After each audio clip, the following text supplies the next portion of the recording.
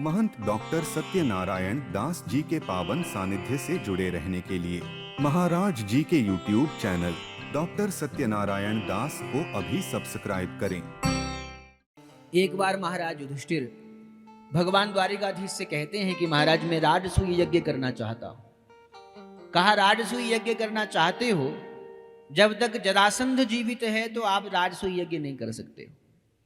जरासंध की कैद में 20,800 राजा हैं। यदि आप जरासंध का वध करवा दो, उन राजाओं को मुक्त करके फिर आप राजसूय यज्ञ कर सकते हो। कहा ठीक है महाराज। भगवान स्वयं अर्जुन और भीम को लेकर के ब्राह्मण का रूप धारण करके भगवान जरासंध के पास गए। जरासंध का नियम था प्रातः काल ब्राह्मणों को दान करता था। भगवान जब आए तो भगवान को कहा बताइए क्या चाहते हैं, क्या दान दूं आपको। भगवान ने कहा युद्धम नो देहि राजेंद्र द्वंद्वछो यदि मन्यसे युद्धार्थिनो वयम प्राप्तः राजन्यान्न कांक्षिणः।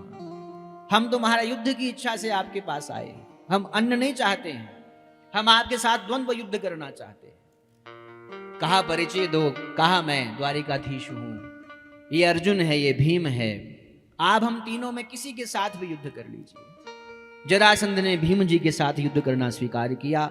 28 दिनों तक मल्ल युद्ध चलता रहा महाराज। 28वें दिन भगवान ने इशारा किया और महाराज जिस प्रकार एक हाथी पेड़ की किसी टहनी को पकड़ करके चीर करके फेंक देता है, उसी प्रकार जरासंध को 2 भागों में चीर करके फाड़ करके फेंक दिया श्री भीम जी महाराज जी ने। 20,800 राजाओं को मुक्त किया।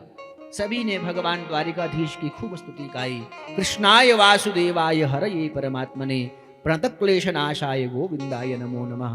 खूब भगवान की स्तुति गाई। युधिष्ठिर जी महाराज जी ने राजसूय यज्ञ किया। उस यज्ञ में अग्र पूजा का विधान आया। भगवान द्वारिकाधीश की अग्र पूजा हुई। शाल्व का उद्धार किया।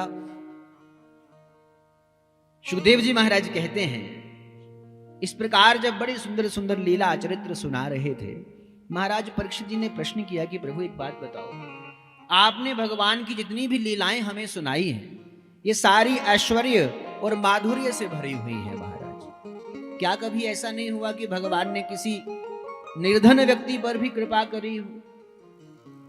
दशम स्कंध के 80वें अध्याय में सुखदेव जी महाराज जी को ध्यान आया श्री दामा जी महाराज जी का चरित्र।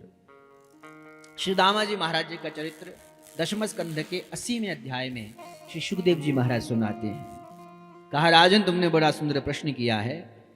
भगवान तो कहते हैं कि मुझे मानो, कुछ भी मान लो, माता पिता पुत्र बंधु बांधव सखा मित्र कुछ भी मानो। भगवान तो चाहते हैं कि आप हमें मानो